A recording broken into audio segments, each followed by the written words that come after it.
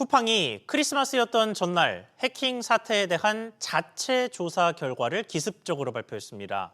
이 과정에서 정부와도 사전 협조가 없었던 것으로 나타나면서 정부는 범부처 태스크포스 확대 계획을 발표했습니다. 최윤하 기자. 네, 최윤아입니다. 네, 일단 쿠팡이 발표한 조사 결과는 어떻습니까? 쿠팡의 자체 조사 결과 고객 정보를 유출한 전직 직원을 특정해 범행에 사용된 장치와 하드디스크를 모두 확보했다고 밝혔습니다. 그러면서 외부에서 침입하는 적은 없었지만 내부에서 3,300만 개 계정에 접근이 있었고 그중 3,000여 개가 유출된 걸로 파악됐다고 했는데요. 결제 정보나 로그인 정보, 개인 통관 고유 번호 등 민감한 정보는 포함되지 않았다는 게 쿠팡 측의 설명입니다. 쿠팡은 유출자가 언론 보도 이후 저장한 정보를 모두 삭제했고 제3자에게 전달한 사실, 그러니까 추가 유출은 없다고 강조했습니다. 네, 그러니까 발표한 내용은 마치 수사당국의 수사 결과 발표 같은데 그 주체가 쿠팡 스스로라는 점이 참 어색한데요. 정부가 조사 중인 사안을 당사자가 결론을 내서 발표를 한 형국인데 정부의 대응은 어떻습니까? 대통령실은 성탄절 휴일인데도 어제 오후 관계부처 장관급 회의를 열었습니다. 과학기술정보통신부는 민관 합동조사단에서 조사 중인 사항이라며 일방적으로 대외에 알린 데 대해 쿠팡에 강력히 항의했다고 강조했습니다. 이번 사태 대응을 위해 범부처 태스크포스 팀장을 차관급에서 배경훈 부총리 주재로 확대 운영하기로 했습니다. 경찰은 지난 21일 쿠팡으로부터 피의자가 작성했다는 진술서와 범행에 사용됐다는 노트북을 제출받아 쿠팡 측이 주장하는 내용의 진위 여부를 확인 중입니다. SBS 비즈 최윤아입니다. 올 한 해 끊임없이 이어졌던 정보 유출 소식에 새로운 기업이 또 등장했습니다. 이번엔 아시아나항공에서 직원들의 개인정보가 해킹된 것으로 나타났습니다. 이한승 기자. 네, 이한승입니다. 네, 이게 회사의 직원 공지로 알려졌죠. 네, 그렇습니다. 아시아나항공은 어제 오후 사내 인트라넷에 개인정보 유출 통지문을 긴급 공지했는데요. 하루 전인 지난 24일 외부의 비인가 접근, 즉 해킹을 통해 임직원 계정정보 일부가 유출되는 사고가 발생했다고 밝혔습니다. 이로 인해 협력사 직원을 포함해 임직원 만여 명의 정보가 유출됐는데요. 이번에 유출된 정보는 암호화된 패스워드와 사번, 이름, 부서, 직급, 전화번호와 이메일 주소입니다. 아시아나항공은 현재까지 확인된 항목이라며 추가로 확인된 유출 항목은 즉시 안내하겠다고 공지했습니다. 이어 선제적으로 임직원들의 사내 인트라넷 패스워드를 바꿨지만 다른 시스템에서 같은 패스워드를 쓴다면 변경하라고 당부했습니다. 네, 그렇다면 고객 정보는 유출되지 않은 겁니까? 네, 현재까지는 그렇게 확인되고 있습니다. 아시아나항공은 피해 전산망이 업무용 사내 인트라넷이어서 고객 정보가 유출된 것은 없다고 설명했습니다. 아시아나항공 측은 정보 유출 사실을 인지한 즉시 불법 접근 경로를 차단했다며 한국인터넷진흥원 등 관계기관에 신속히 알리고 필요한 보호 조치를 적극 시행하고 있다고 밝혔습니다. 다만 2차 피해에 대해서는 임직원들에게 주의를 당부했는데요. 유출된 정보를 악용한 스미싱이나 피싱, 악성 코드, 랜섬웨어 등을 각별히 주의해달라며 의심스러운 연락이 오거나 이상 징후가 발견되는 즉시 신고해달라고 강조했습니다. SBS 비즈 이한승입니다. 다음 소식입니다. 요즘에 연말 분위기가 안 난다는 이야기가 많습니다. 다양한 이유가 있겠습니다만 생활 밀착 물가가 치솟고 돈 빌릴 길은 막막한 상황이 연말이 될수록 심화되면서 여유가 사라진 영향으로 보입니다. 팍팍해진 연말 상황 연달아 짚어보겠습니다. 먼저 물가입니다. 김한진 기자. 네, 김한진입니다. 네, 일단 외식하기가 요즘에 참 버겁죠. 가격 움직임 어떻습니까? 네, 일단 김밥 한 줄 평균 가격이 지난달 기준 3,700원으로 6% 가까이 치솟았습니다. 분식집 라면값도 5,000원 안팎으로 김밥에 라면 한 끼면 10,000원에 육박하는 수준입니다. 칼국수도 9,846원으로 5%가량 뛰었고요. 삼계탕과 냉면, 비빔밥 등 주요 외식 메뉴는 이미 서울 평균 10,000원을 넘었습니다. 배경으로는 최저임금 인상에 따른 인건비 증가와 전기, 가스 요금 등 고정비가 커진 측면이 있고요. 달러 원 환율이 고공행진하면서 수입 식재료 가격이 뛰었습니다. 이런 가운데 주요 반찬, 식재료인 달걀이 30개들이 한 판 평균 소비자 가격이 한 달 만에 다시 7,000원을 넘어서면서 추가 인상 압박은 더 강해질 전망입니다. 네, 그런데 이런 흐름이 사실 연말 들어 갑자기 시작된 게 아니고 꽤 오랜 기간 누적됐는데 내년에는 어떨까요? 네, 일단 블룸버그 집계에 따르면 이달 중순 주요 기관 37곳이 제시한 내년 한국 소비자 물가 상승률 전망치 중간값이 2%였는데요. 지난달 말 1.9%였던 것에서 0.1%포인트 오른 겁니다. 14곳이 전망치를 올려 잡으면서였는데요. 뱅크 오브 아메리카와 크레디 아크리콜이 각각 1.8%에서 2.1%로 상향했고, 노무라가 1.9%에서 2.1%로, JP 모건 체이스는 1.3%에서 1.7%로, 피치도 2%에서 2.2%로 높였습니다. JP 모건 체이스는 지난 9일 보고서에서 원화 가치 하락이 뒤늦게 물가에 미치는 영향이 물가 상승세 둔화를 상쇄할 수 있다며 수입 물가가 높아지며 전체 물가를 끌어올릴 수 있다고 분석한 바 있습니다. SBS 비즈 김한진입니다. 이어서 은행 상황 보겠습니다. 추가 부동산 대책이 등장하고 은행들이 본격적으로 대출 문턱을 높이기 시작했던 지난 10월, 은행들의 대출 연체율이 크게 올랐던 것으로 나타났습니다. 연말인 현재는 그보다 대출 문턱이 더 높아지고 있는데 취재기자 연결해서 10월 상황 짚어보겠습니다. 정보윤 기자. 네, 정보인입니다. 네, 그러니까 연체율이 늘었다는 건 빚을 못 갚는 사람들이 늘고 있다는 얘기죠. 네, 그렇습니다. 지난 10월 말 국내 은행의 원화 대출 연체율은 0.58%로 전월 말보다 0.07%포인트 올랐습니다. 통상 분기 말에는 은행이 연체 채권 관리를 강화하기 때문에 연체율은 분기 등 상승했다가 분기 말 하락하는 흐름을 보이는데요. 즉 9월 대비 10월 연체율이 높아질 수 있다는 점을 감안하더라도 지난해 같은 달과 비교하면 0.1%포인트나 높아 7년 만에 최고 수준입니다. 10월 중 신규 연체 발생액은 2조 9천억 원으로 전월보다 4천억 원 늘었고 연체 채권 정리 규모는 1조 3천억 원으로 3조 5천억 원 줄었습니다. 신규 연체율도 0.12%로 전월보다 0.02%포인트 상승했습니다. 네, 그럼 대출 종류별로 나눠보면 어디서 연체율이 많이 높아졌습니까? 네, 부문별로는 기업대출 연체율이 0.69%로 전월 말보다 0.08%포인트 상승했는데요. 중소법인 연체율이 0.93%로 0.12%포인트 오르며 상승폭이 가장 컸습니다. 중소기업 대출 연체율은 0.84%로 0.09%포인트 올랐고 개인사업자 대출 연체율은 0.72%로 0.07%포인트, 대기업 대출 연체율은 0.14%로 0.02%포인트 올랐습니다.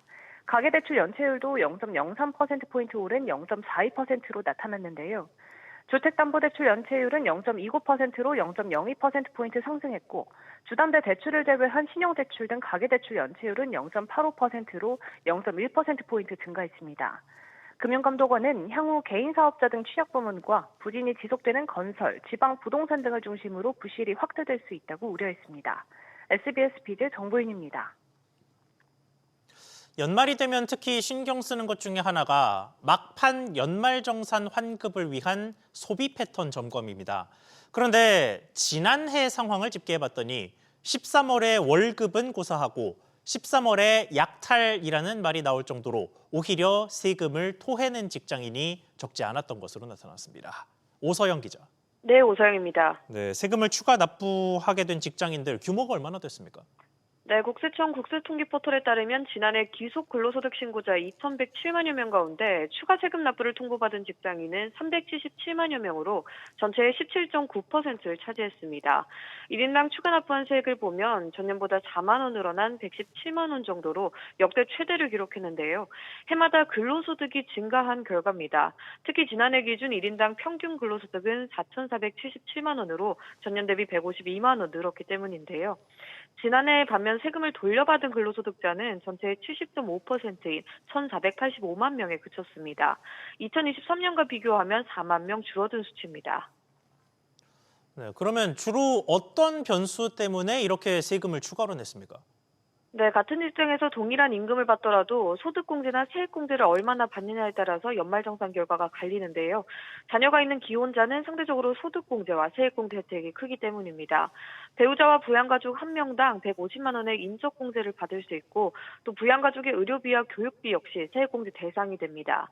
이에 따라서 만 8세에서 20세 자녀를 둔 기혼자는 자녀 수에 따라 자녀 세액공제도 적용받는데요. 내년부터는 자녀 세액공제 금액이 1인당 10만 원씩 인상됩니다.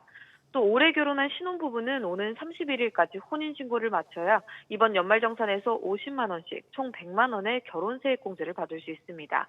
SBS 비즈 오서영입니다. 이렇게 팍팍한 연말에 이어서 내년에도 벌써 가격 인상을 사실상 예고한 상품이 있습니다. 자동차 보험의 적자가 계속되면서 1%가량의 보험료 인상이 예상되는데 자세히 짚어보겠습니다. 신성우 기자. 네, 신성호입니다. 네, 아직은 인상이 확정된 건 아니죠? 네, 그렇습니다. 현재 손해보험사들과 금융당국이 인상안을 놓고 협의 중인데요. 최소 1% 중반이 거론되고 있습니다. 만약 1% 중반 정도 오르면 1인당 평균 10,000원 정도 자동차 보험료를 더 내게 됩니다. 업계에 따르면 손해보험사들은 최소 3에서 5% 수준의 보험료 인상이 필요하다는 입장이었는데요. 그러나 금융당국의 압박에 인상폭이 낮아지는 양상입니다. 이번에 손해보험사들이 자동차 보험료를 올리면 무려 5년 만인데요. 앞서 손해보험사들은 정부의 상생금융 압박 속에 지난 2022년부터 올해까지 4년 연속 보험료를 낮춰왔습니다. 자동차 보험료는 보통 보험의 적자 상황과 직접 연동이 되면서 움직이는데 최근 적자 상황이 어땠습니까? 네, 업계에서는 손익분기점에 해당하는 손해율을 대략 80% 정도로 보고 있는데요. 지난달 기준 대형 손해보험사들의 누적 손해율은 약 86.2%로 1년 전과 비교하면 3.8%포인트 상승했습니다. 정비요금 인상, 부품비, 수리비 등 원가 상승이 계속되다 보니 손해율이 갈수록 악화되는 상황인데요. 한마디로 보험을 팔면 팔수록 적자가 쌓이는 구조라는 겁니다. 실제로 손해보험사들의 자동차 보험 손익을 살펴보면 삼성화재를 비롯한 대형 보험사 대부분이 올해 수백억 원대 적자를 기록했습니다. 다만 금융당국 입장에선 서민 물가 부담을 고려하지 않을 수 없어 손해보험사와 당국 간 보험료 인상 줄다리기가 계속될 전망입니다. SBS 비즈 신성우입니다. 다음 소식입니다. 이번 주 서울 아파트 값이 한 주 전보다 더 큰 폭으로 오르면서 지난달 이후 가장 높은 상승률을 기록했습니다. 거래는 줄어든 상황인데도 선호 지역과 재건축 단지를 중심으로 가격 오름세가 이어지는 양상입니다. 취재기자 연결해서 자세히 짚어보겠습니다. 박연신 기자. 네, 박연신입니다. 네, 서울 아파트값 상승폭 관련된 구체적인 흐름을 좀 정리해 주시죠. 네, 한국부동산원에 따르면 이달 넷째 주 서울 아파트 값은 한 주 만에 0.21% 오르면서 전주보다 상승폭이 더 커졌습니다. 지난달 이후 가장 큰 상승률인데요. 올 들어 서울 아파트 값은 누적 기준으로 8% 넘게 올랐고 상승 흐름도 벌써 46주째 이어지고 있습니다. 특히 서울 25개 자치구 가운데 22곳에서 상승폭이 유지되거나 확대됐고 성동구와 동작구, 양천, 용산구 등은 0.3% 안팎의 높은 오름세를 보였습니다. 강남 3구 역시 모두 한 주 전보다 상승폭이 커졌습니다. 네, 정부에서 지금 서울 집값이 너무 올랐다고 서울 전체를 토지거래 허가구역으로 묶어놓은 상태잖아요. 그래서 거래가 많이 줄었는데 가격은 왜 오르는 겁니까? 선별적 상승 모습을 보이고 있기 때문인데요. 전체 거래량은 줄어들었지만 대단지나 역세권, 재건축 추진 단지처럼 선호도가 높은 곳에 매수 문의가 집중되고 있습니다. 서울에 이어 경기도에서도 신규 규제 지역을 중심으로 아파트값 강세가 이어지고 있습니다. 용인 수지와 성남 분당, 과천 등 핵심 지역의 상승폭이 좀처럼 꺾이지 않는 모습인데요. 비수도권도 8주 연속 상승 흐름을 이어가는 것으로 나타났습니다. 수도권 규제 풍선 휴가와 함께 내년 입주 물량 감소에 대한 불안 심리가 전국 시장 전반에 영향을 주고 있다는 분석이 나옵니다. SBS 비즈 박연신입니다. 보증금 미반환 우려가 불거진 서울시 청년 안심주택에서 또 주택이 경매에 넘어가는 일이 발생했습니다. 서울시가 보증금을 선지급하겠다는 입장을 내놓긴 했습니다만 임차인들이 이 보증금을 돌려받으면 살던 집에서 나가야 해서 주거 불안정성이 커지는 상황입니다. 단독 취재한 기자 연결해 보겠습니다. 최지수 기자. 네, 최지수입니다. 네, 이번엔 동작구의 안심주택이 경매에 넘어갔습니다. 네, 서울시 안심주택인 동작구 사당코브 14세대가 지난 12일 채권자에 의한 강제 경매가 결정됐습니다. 채권자가 여럿인 만큼 경매로 넘어가는 세대는 더 늘어날 수 있습니다. 강제 경매는 채권자가 법원 판결문 등을 근거로 채무자의 부동산을 매각해 빚을 변제받는 절차입니다. 사당코브에서 보증금 미반환 우려가 있는 세대는 85세대 104억 규모입니다. 그간 사당코브 임대사업자의 채권자가 가압류를 걸면서 임차인들 불안이 고조됐던 상황인데 결국 경매에 넘어가 현재 안심주택 3곳이 경매 절차에 있습니다. 또 사단코브 임차인들은 모두 권리관계가 근저당보다 후순위인데요. 보증금을 돌려받기 위해선 직접 법원에 배당 요구 종기일까지 배당 요구를 해야 하고 국토부 전세 사기 피해 인정 절차까지 거쳐야 해 번거롭습니다. 서울시의 대응 입장도 자세히 전해주시죠. 네, 서울시는 보증금 선지급 대책을 발표한 만큼 경매가 끝나기 전에 시가 먼저 보증금을 지급하겠다는 입장입니다. 하지만 시가 제시한 지침에 따르면 임차인들은 경매 입찰 공고 시기까지 보증금 반환 신청을 하고 살던 집에서 나가 새 집을 찾아야 해 주거 불안정성은 확대됩니다. 서울시가 주거 안정이 보장된다며 내세웠던 제도지만 보증금 선지급만으로는 주거 안정이 보장되지 않는 셈입니다.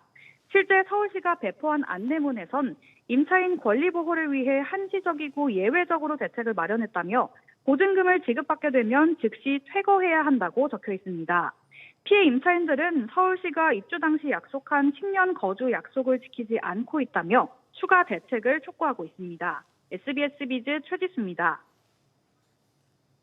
내년 3월 시행을 앞두고 있는 노조법인 이른바 노란봉투법에 대한 정부의 해석 지침안이 공개됐습니다.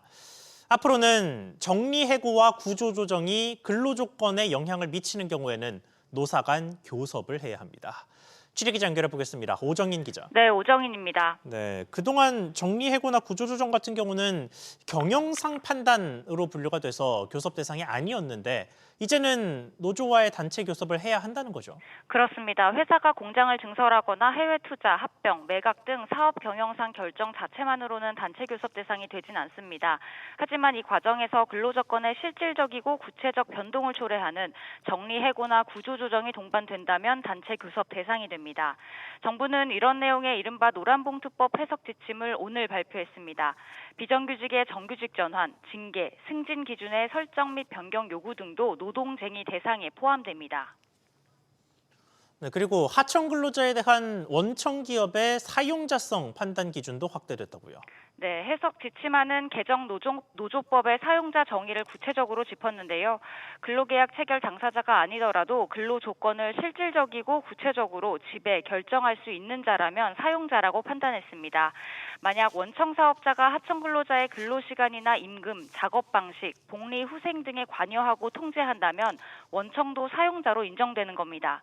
또 하청 업무가 조직적으로 편입됐는지 하청이 원청에 경제적으로 종속돼 있는지 여부는 구조적 통제의 보완 지표로 활용하기로 했습니다. 노동부는 이 해석 지침안을 다음 달 15일까지 행정 예고하고 최종안을 확정할 계획입니다. 이번 안을 두고 노사는 일제히 반발했는데요. 노동계는 구조적 통제라는 추상적인 개념을 이유로 사용자 책임을 좁히려는 것이라며 노동쟁의에서도 교섭 인정 범위가 상당히 제한돼 있다고 주장했습니다.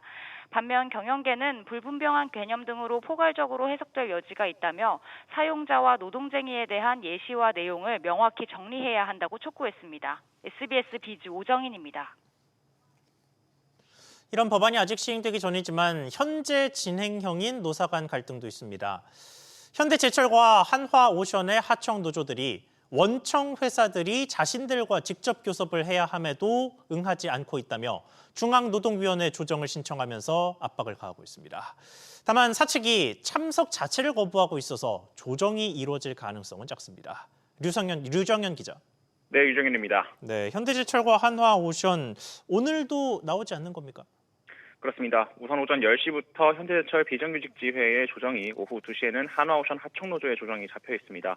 이번 쟁의 조정은 지난 15일 전국 금속노동조합이 두 하청노조를 대표해 현대제철과 한화오션의 조정 신청을 제기하며 열리는 건데요. 금속노조는 지난 2022년 중노위가 현대제철과 한화오션이 하청지회와 교섭 의무가 있다고 인정했음에도 회사가 이를 이행하지 않고 있다고 주장하고 있습니다. 현대제철과 한화오션은 이 중노위 결정에 반발해 현재 행정소송을 진행 중입니다. 자신들이 하청노조와 직접 교섭할 의무가 없다며 이번 주 계속됐던 조정 절차에도 참석하지 않고 있습니다. 당사자가 참석하지 않아도 조정 자체가 열리는 데는 문제가 없지만 별다른 소득 없이 조정이 중지될 가능성이 현재로서는 큰 상황입니다. 네, 그러면은 지금 하청 노조들이 주장하고 있는 내용은 어떤 것들입니까? 네, 일단 현대제철 비정규직 지회는 하청 노동자들에게도 정규직과 동일한 임금 지급을 요구하고 있습니다. 이외에도 정규직과의 차별 시정, 노조 활동 보장, 하청 노조와 산업안전 보건의제 교섭 등을 요구하고 있습니다. 한화오션 하청노조도 이와 비슷하게 정규직과의 차별 개선, 산업안전 보건의제 논의, 노조활동 보장 등을 요구사항으로 내걸고 있습니다. 중노위 결정은 보통 당사자들에게 통보가 되는데요. 중노위는 두 조정의 사안이 비슷하고 관심도 큰 만큼 한화오션 조정까지 모두 끝난 후 오후 늦게 당사자들에게 조정 결과를 전달할 걸로 보입니다. SBS 비즈 유정현입니다. 기업 회생에 나선 홈플러스가 통매각 대신 분리매각으로 방향을 틀었습니다. 통째로 사겠다는 곳이 나타나지 않으면서 알짜로 꼽히는 익스프레스만 떼어내어 생존 자금 확보에 나선 것으로 풀이됩니다. 취재기자 연결해 보겠습니다. 최나리 기자. 네, 최나리입니다. 네, 이 방안이 사실상 구조조정으로 여겨지면서 당초 홈플러스 노조의 반대가 컸는데 결국은 노사가 결단을 내렸습니다. 네, 그만큼 급박해진 것으로 보이는데요. 홈플러스는 오는 29일 기업형 슈퍼마켓 사업부인 홈플러스 익스프레스를 분리 매각하는 내용의 회생 계획안을 법원에 제출할 계획입니다. 전국 300여 개 매장을 보유한 업계 3위 익스프레스는 홈플러스의 대표적인 알짜 사업입니다. 분리 매각은 지난해부터 시도가 있었지만 구조조정을 비판하는 노조 반대에 부딪혀왔는데요. 최근 회사가 급여를 제때 주지 못하는 등 한계에 다다르자 노조도 입장을 바꾼 겁니다. 지난 3월 법정 관리에 돌입한 홈플러스는 인수합병을 추진해 왔습니다만 지난달 본입 차례 참여자가 없어 결국 무산된 바 있습니다. 이번 계획안에는 분리 매각을 포함해 일부 점포 폐점과 구조조정 방안, 그리고 긴급 운영자금 3천억 원 지원 등이 담긴 것으로 알려졌습니다. 네, 그러면 인수하려는 후보군은 어디가 거론되고 있습니까? 네, 인수 잠재 후보군으로는 기존 슈퍼마켓 사업자인 GS나 롯데 등이 거론됩니다. 기업형 슈퍼마켓 시장 구도는 수년간 GS 더 프레시가 1위를 지켜왔는데요. 만약 GS 더 프레시가 인수할 경우 압도적인 시장을 차지할 수 있게 됩니다. 2위인 롯데슈퍼가 인수한다면 새로운 1위로 부상할 수 있습니다. 또 4위인 이마트 에브리데이의 경우 시장 지위를 선두권에 올려놓을 기회입니다. 홈플러스 익스프레스의 추정 매각가는 7천억 원대로 지난해 거론되던 1조 원 안팎보다는 떨어질 것이란 관측이 나오고 있습니다. SBS 비즈 최나리입니다.